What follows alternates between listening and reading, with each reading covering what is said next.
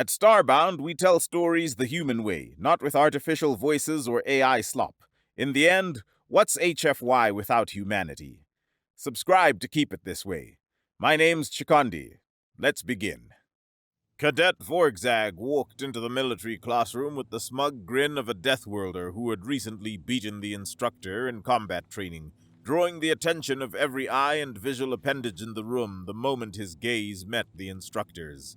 He scoffed and looked away almost instantly, dismissing the attention as he took his usual seat beside his friends in the third row. The chair groaned under his weight as he settled into it, and Vorgzag found himself shifting irritably yet again. His bulky, leathery bipedal frame never quite fit properly in these standard academy seats, despite the furniture supposedly being designed with species diversity in mind. His broad shoulders pressed uncomfortably against the backrest, while his thick legs had to angle awkwardly to fit beneath the desk. He shifted left, then right, his rough hide catching on the synthetic material with an audible scraping sound. The two nostrils at the tip of his pronounced snout flared open and closed as he breathed, and he caught his own scent, a pungent musk that filled the immediate area around him. The smell was somewhat annoying even to himself, a thick, earthy odor mixed with the acidic tang of his species' natural secretions. But beneath that minor irritation lay a deep satisfaction. He hadn't showered in 3 days, deliberately letting his natural Deathworlder musk accumulate. The thought of asserting dominance over his peers through something as primal as scent brought a peculiar thrill that made his dual hearts beat slightly faster. "Vorzag!" came a whisper from behind him, and he felt the familiar cool touch of a tentacle extending from Zith's position in the seat behind. The appendage, one of many that sprouted from beneath Zith's chin like a living beard, draped over Vorzag's shoulder in an act of casual familiarity. "Did you see the color of Instructor Echo's scales the moment you entered the room?" Zith's voice dropped even lower, though he spoke loud enough for their immediate circle to hear clearly. The molluscoid's gelatinous body shifted forward, bringing his primary speaking orifice closer to Vorgzag's earhole. "You know what I think? This whole military academy is a joke. Being a Deathworlder is the only thing that matters in real combat." The tentacle on Vorgzag's shoulder tightened slightly for emphasis. "Think about it. Echo trained his whole life for this position. Decades of combat techniques, strategies, physical conditioning. And what happened? You demolished him in under 2 minutes yesterday, just because your base stats are naturally superior. No amount of training can overcome that kind of biological advantage." A deep, rumbling satisfaction formed in Vorgzag's chest cavity as he surveyed the faces of his friend group, finding nothing but agreement in their various expressions. In front of him, Nior's long, rabbit-like ears were pressed flat against his gray-furred skull in a clear display of submission. The Leopard's large black eyes darted nervously between Vorgzag and the front of the classroom, his entire posture radiating deference to the Deathworlder's superiority. To his right, Loxy sat with her multicolored fur slightly puffed orange, browns and whites creating a patchwork pattern across her bipedal form.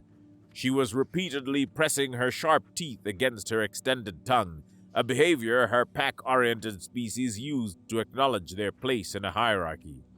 The gesture was unconscious but telling. Even though she was technically his equal as a fellow cadet, her instincts recognized him as the alpha of their small group.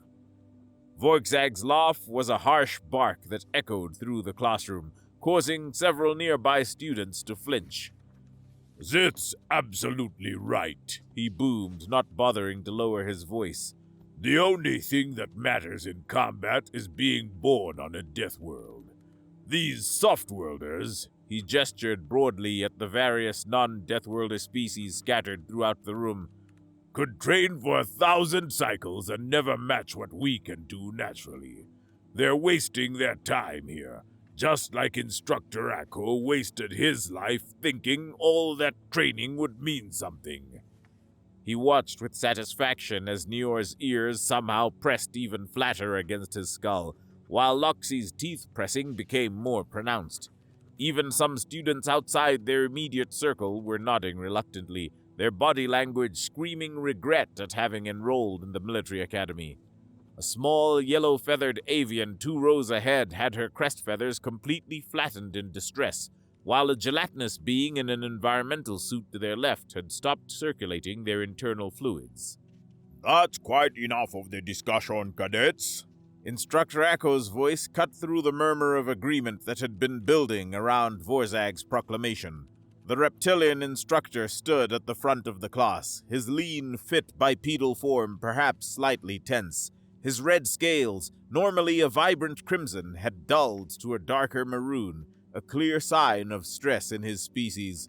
The ridges along his head, which ran from his brow to the back of his skull where most species would have hair, were slightly raised in agitation. I need silence to begin today's lesson. Vorzag let out another laugh, this one deliberately condescending. Oh, this lesson must be very important then, he said, his tone dripping with sarcasm. I'm sure whatever you have to teach us today will completely change everything we learned yesterday about the superiority of Deathworlders in combat. The classroom fell into an uncomfortable silence. Even the constant background noise seemed to pause, as if the room itself was holding its breath. Echo's scaled hands clenched and unclenched at his sides, and Vorzag could see the instructor's confidence taking a visible hit. After a moment that stretched like elastic, Echo cleared his throat with a sound like gravel shifting. Today's lesson, he began, his voice lacking its usual commanding tone, is about surviving on Death Worlds. Specifically, we'll be discussing Earth. He turned to the holographic display behind him, bringing up an image of a blue-green sphere suspended in space. Earth presents multiple challenges that make it one of the most hostile environments for most galactic species. It has approximately 1.7 times standard gravity, which alone would crush the bones of many species in this room within hours. The planet harbors extremely aggressive microbial life that has evolved over billions of years to attack and break down organic matter with frightening efficiency. The climate is highly variable, with temperatures ranging from -40 to +50 degrees standard, sometimes varying by 30 degrees in a single day in certain regions. These are just a few of the topics we'll be covering today. Instructor, Vorzag interrupted, raising one thick arm lazily.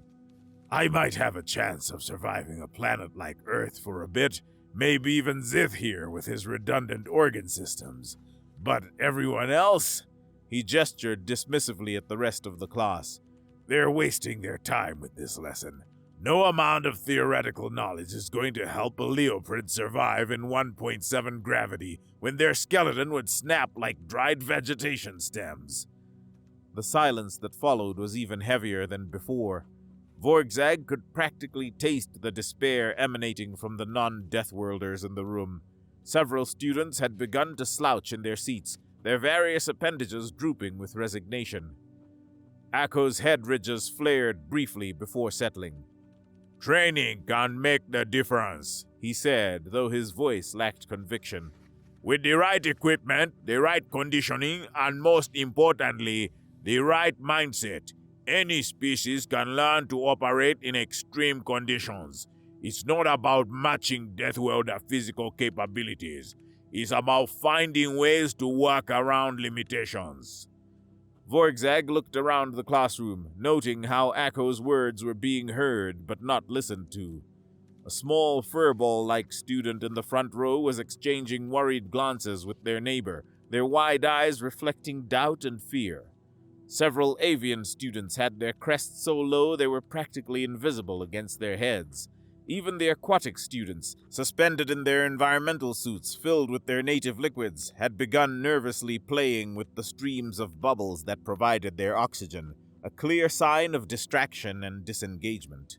One of them, a cephalopod with chromatophores along their mantle, was unconsciously flashing colors of distress, deep purples and browns that spoke of hopelessness. Akko seemed to notice the same thing Vorgzag did, and his shoulders sagged slightly before he straightened them with visible effort. I acknowledge that yesterday's combat demonstration may have affected your confidence in my teachings, he admitted, his scaled fingers flexing nervously. When Cadet Vorgzag defeated me in mock combat, I understand how that might have looked. But please consider this. He moved around the podium, his movements careful and deliberate as he addressed different sections of the class. You avians, he said, pointing to a cluster of feathered students. Your species evolved hollow bones for flight, yes, but that also means you have incredible power-to-weight ratios. On Earth, with proper exoskeleton support, you could outmove any native predator in three-dimensional space. Your reaction times are already adapted for high-speed movement that would serve you well in Earth's environment. He turned to the aquatic students. Your species thrive in high-pressure environments already. Earth's oceans would actually be more forgiving than its land masses for you. With proper preparation, you could establish underwater bases that even humans would struggle to access efficiently. He continued for several more minutes, systematically addressing each species type present in the room. Combat isn't just about raw strength, Akko continued, his voice growing slightly stronger as he found his rhythm. It's about tactics, teamwork, and playing to your advantages. Even in direct combat, knowledge of pressure points, leverage, and technique can overcome significant physical disadvantages. Vorgzag noticed that some students were beginning to sit up straighter, a glimmer of hope returning to their various optical organs. He couldn't let that stand. The natural order needed to be maintained. That's a beautiful, motivational speech, instructor, Vorgzag said, his voice cutting through the tentative hope that had been building. Really, it is. But the fact remains, you lost to me in mock combat. I'm a second-year cadet, and you've been training your whole life. No amount of words changes that. If any of those non-Deathworlder students were dropped on a planet like Earth, everyone would die. Those are my words, and even I'm not sure I could survive there. The classroom fell silent once more, but this time Vorgzag noticed something different. Instead of defeat or frustration, Akko's eyes held something else, a glint of anticipation, perhaps even satisfaction. You make an excellent point, Cadet Vorgzag, Akko said slowly, his ridges settling into a neutral position. Words alone won't convince you or the class. Actions speak louder, as the human saying goes. A new voice suddenly spoke up from the corner of the room, a tone that made several students turn in surprise. You're trying to convince them that no one can survive on Earth to prove your point, Vorgzag? The words hung in the air for a moment before the voice continued. How am I here, then? The entire class swiveled toward the source of the interruption. In the corner seat of the front row, a position Vorgzag had never paid attention to before, sat a hooded figure. The academy uniform obscured their features, but something about their posture, the confidence in their voice, sent an instinctive warning through Vorgzag's predator brain. Akko's ridges shifted into what might have been satisfaction. An excellent question, Cadet. Perhaps you'd like to help me answer it. Vorgzag's ears perked, but before he could respond, Akko had begun walking slowly from his teaching position toward the first row of seats on the opposite side of the classroom. Cadet, Akko said politely, addressing the student there, the figure who had mentioned his name. Would you please rise from your seat? The translator in Vorgzag's ear rendered the student's name as Felix, though he knew the device often struggled with certain names, converting them to the closest equivalent in galactic standard. Of course, instructor, the student replied. Would you follow me to the front of the class, please? Vorgzag's attention sharpened to a knife's edge as he watched the hooded bipedal figure rise from the corner seat. Something about those movements immediately set off every alarm in his evolutionary toolkit. The figure moved with a fluidity that seemed almost casual, yet each step was perfectly balanced, weight distributed in a way that suggested constant readiness for action.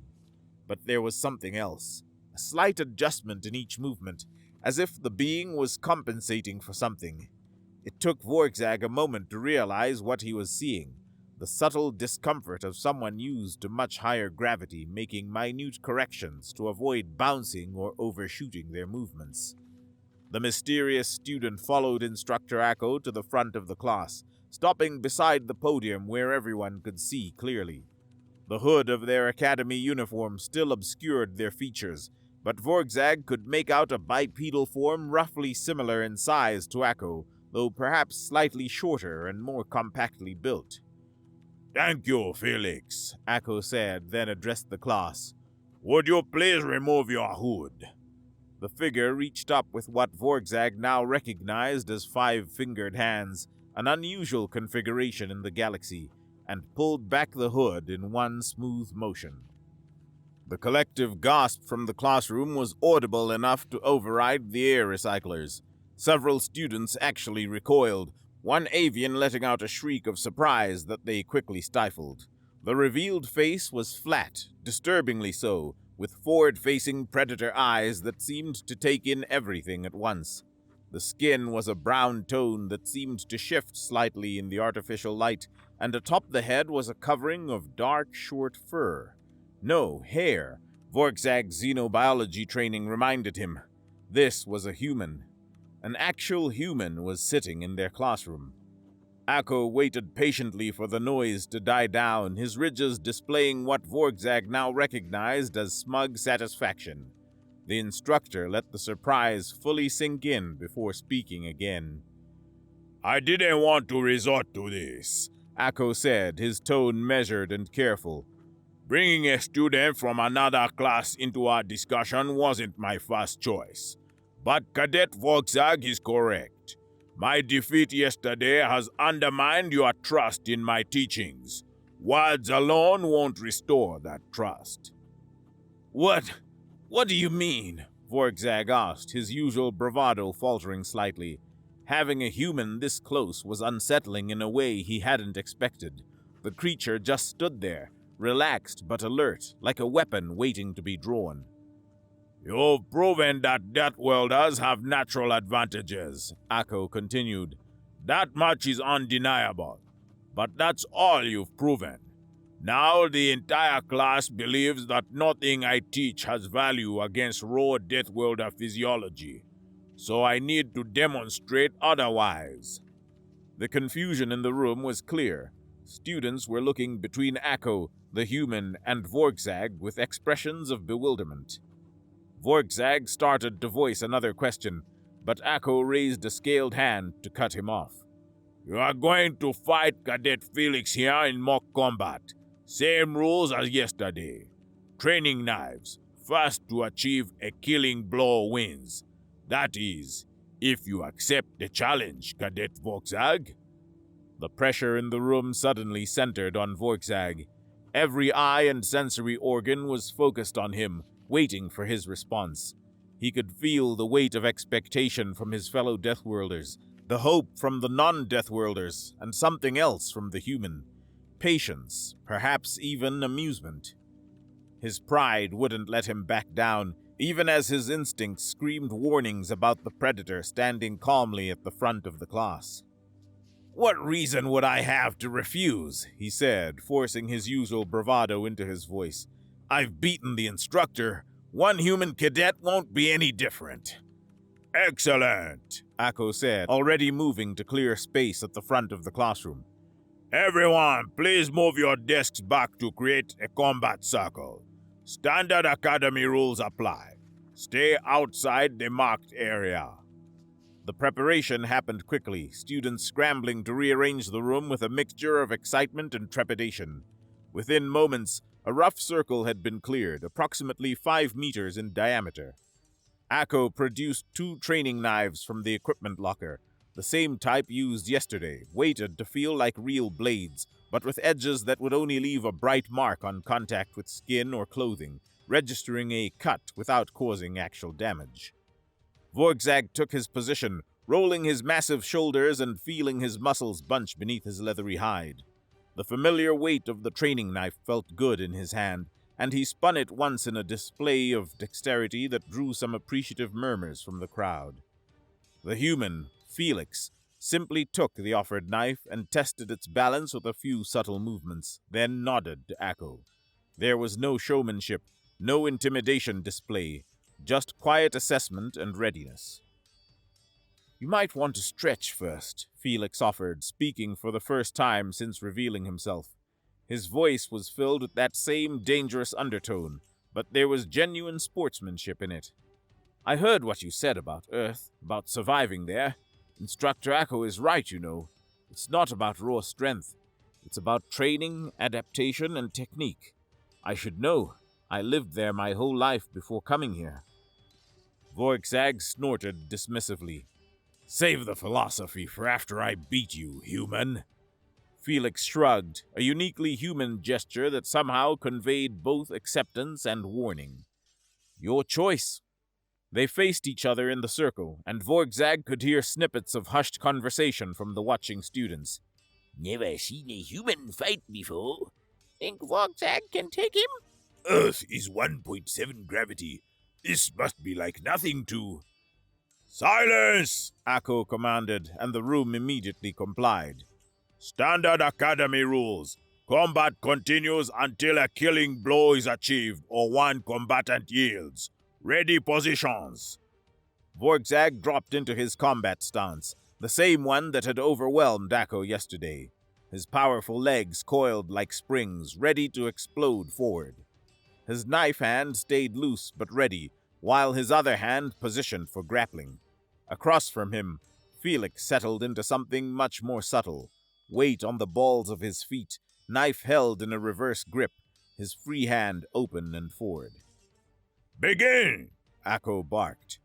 Vorgzag exploded into motion exactly as he had yesterday, using his powerful Deathworlder muscles to cross the distance in a burst of speed that should have been overwhelming. His strategy was simple and had never failed.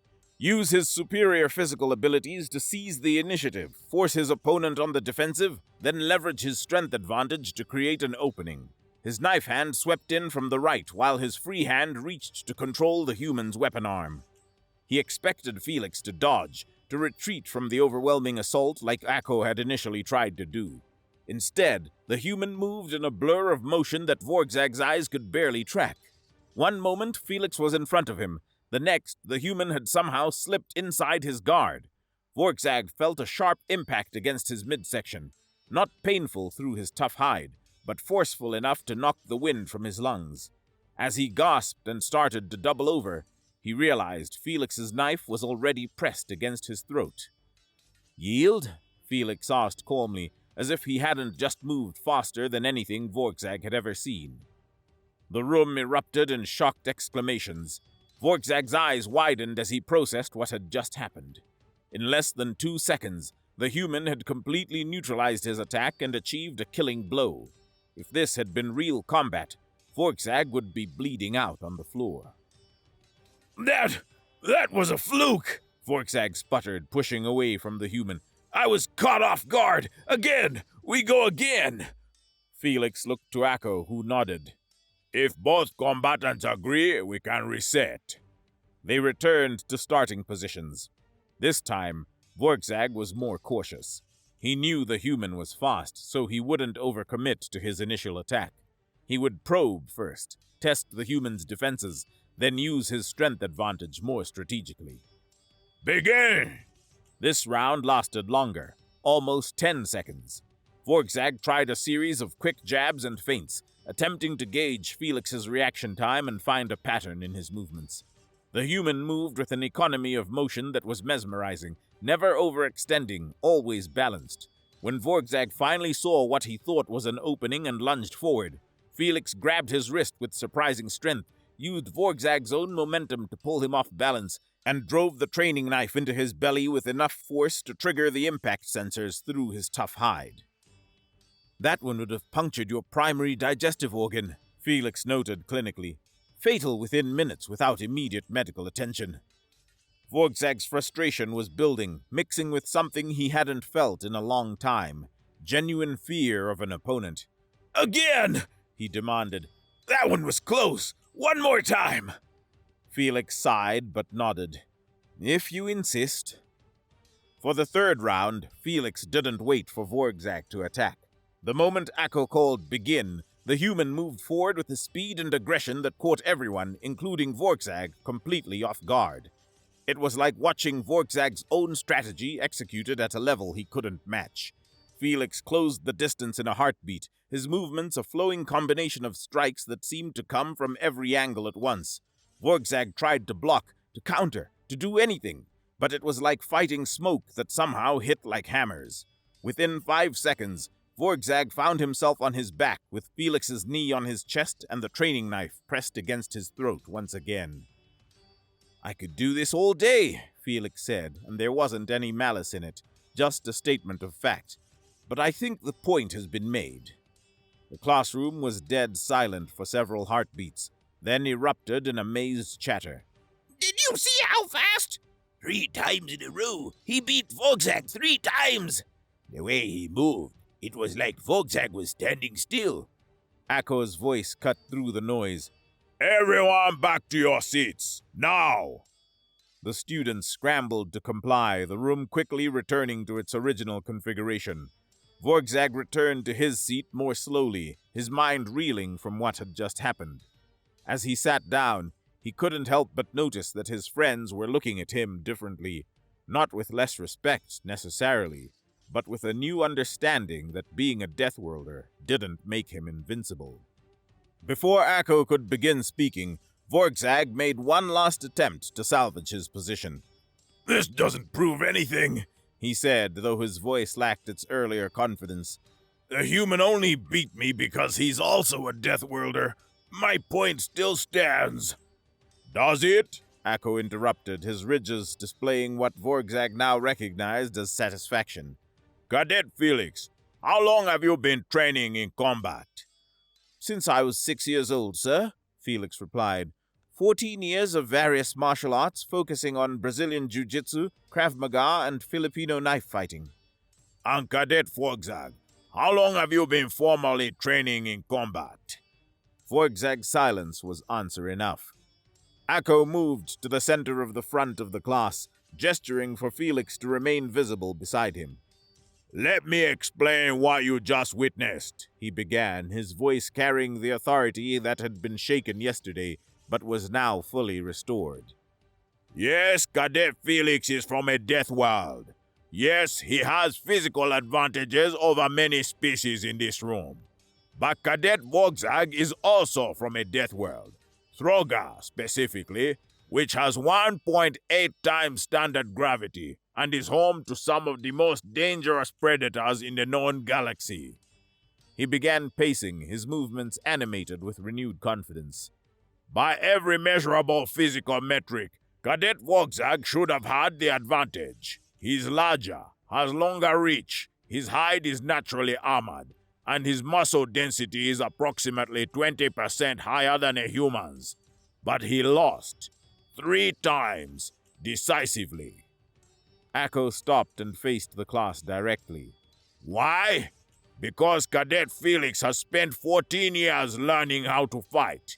He understands leverage, timing, distance, and momentum in ways that Cadet Vorgzag does not. When Vorgzag lunged forward with all his strength, Felix redirected that energy and used it against him. When Vorgzag tried to overwhelm with speed, Felix had already predicted his movement patterns and positioned himself accordingly. And in the final match, Felix demonstrated that he could be just as aggressive as any Deathworlder, but with the precision and efficiency that only comes from training." The instructor's gaze swept across the room, making eye contact with the various students. "Now imagine you are in a mixed-species military unit. You might find yourself serving alongside Deathworlders from your own side and facing Deathworlders among the enemy. What makes the difference between victory and defeat? Training, technique, teamwork. He gestured to the non-Death Worlder students. On a planet like Earth, yes, you would struggle with the gravity and environment, but you wouldn't be charging into combat directly. You'd be providing electronic warfare support from hardened shelters. You'd be piloting aircraft or drones. You'd be coordinating logistics and communications. You'd be the eyes and ears that allow the ground forces to operate effectively. And in environments with lower gravitational forces, which I remind you make up the majority of inhabited worlds, everyone has the potential to be effective in combat with proper training. He turned to Vorgzag directly. And yes, Death Worlders have advantages, significant ones. But without training, without discipline, without understanding how to use those advantages effectively, you are just a strong, fast being who can be defeated by someone who knows what they are doing.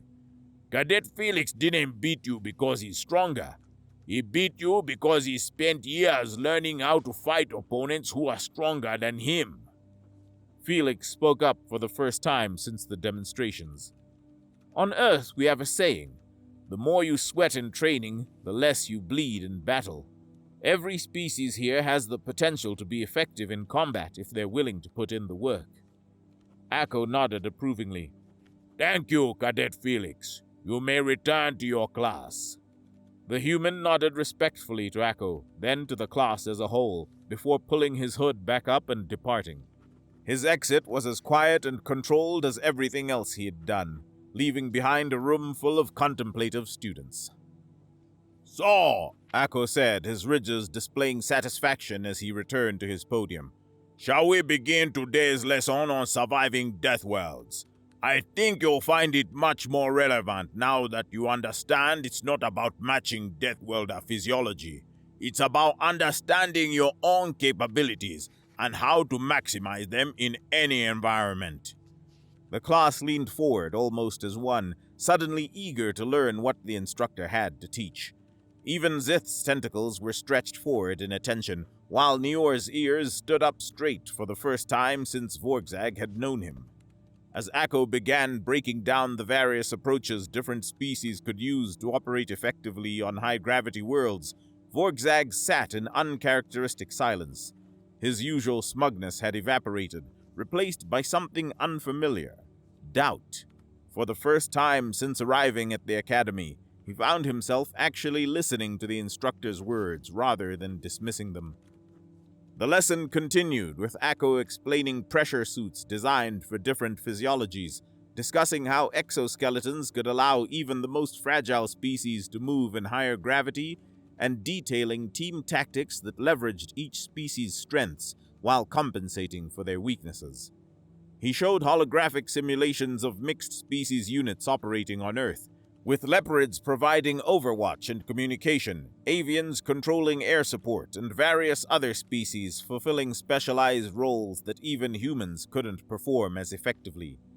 As the class progressed, Vorgzag found his mind replaying the fight with Felix over and over. Every time he'd attacked, the human had been ready. Every move he'd made had been anticipated and countered. It wasn't that Felix was impossibly fast or strong. Reviewing it in his memory, Vorgzag could see that the human's movements, while quick, weren't beyond what he himself could potentially achieve. The difference was that Felix knew exactly when and how to move, while Vorgzag had simply relied on his natural abilities without any real understanding of combat dynamics. The realization sat like a cold stone in his stomach. How many fights had he won simply because his opponents were weaker? How many times had he dismissed training and technique because he'd never faced someone who had both physical capability and skill? And if a human, from a world with only 1.7 times standard gravity, could so thoroughly defeat him, what would happen if he faced a trained fighter from a higher gravity death world? As Instructor Akko continued his lesson, describing how human military forces had successfully integrated hundreds of different species into their combat units, despite Earth's hostile environment, Vorgzag felt his entire worldview beginning to crack. Remember, Akko was saying, in real combat, You won't always have the luxury of choosing your battlefield. You might find yourself on a low-gravity moon where even the smallest species can match your physical strength.